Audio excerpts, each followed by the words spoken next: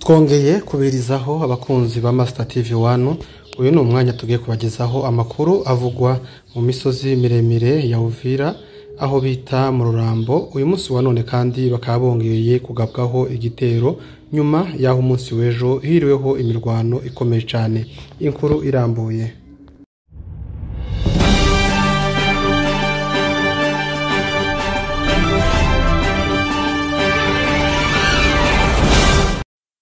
Kuko tubikesha abaturage batuye muri kano gace ka za Rurambo aho ni mu misozi miremire ruguru ya za Uvira ahari ku munsi w'ejo tariki 17 z'ukwezi kwa gatanu mwaka 2025 ihuriro rya leta ya Kinshasa FARDC kugafatanye n'abazalendo bahagabye igitero mu gace ka Rurambo bahatera banyuze inzira zitandukanye aho bamwe bateye baturutse muri Gatobwe, abandi binuka za Magaja, abandi za Marungu, abandi mu Gwikubo.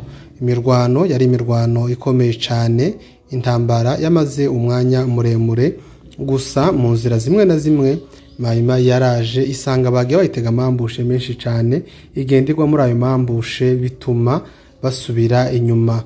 Gusa bari bafite umugambi wo kuvuga ngo batere baze bagere ahari inkambi cyangwa se ahasigariye abo mu bwoko bw'abanyamurenge ngo bongere babangaze bamanure ku mushasha kuko bari barabikoze mu myaka ishize. Abaturage bari muri aka gace bavuga ko iyi migwano ibaye nyuma yaho habaye ubushamirane bwatunye abazalendo n'ubundi banyaga inka, gusa nyuma yabwo izo nka ziza kugaruka biciye mu basaje. Uyu munsi bakaba baje ngo bazanye n'iyonka aho Mahima za Masango zose zivuye Kagogo n'izindi zaturutse mu mushasha wa za Uvira.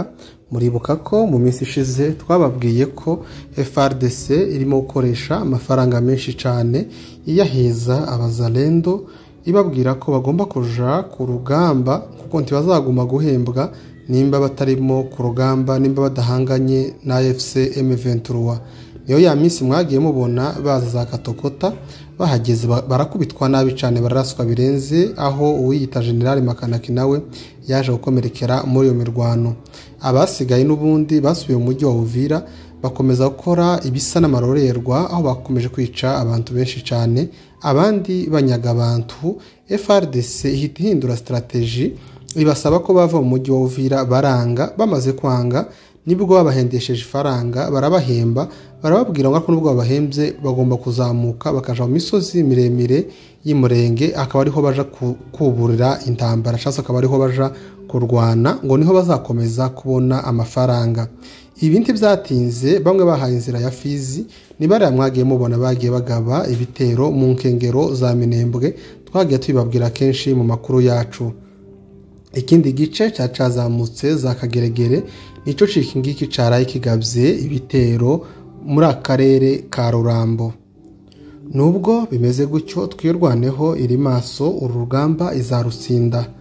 Ku uyu munsi wa none tariki 18 z'ukwezi kwa gatanu mwaka 2025 n'ubundi kandi ibitero byongeye kugaruka binyuze kandi inzira zine: inzira ya Gatobwe, ya Magaja, inzira ya Marungu n'inzira yo mu Gwikubo.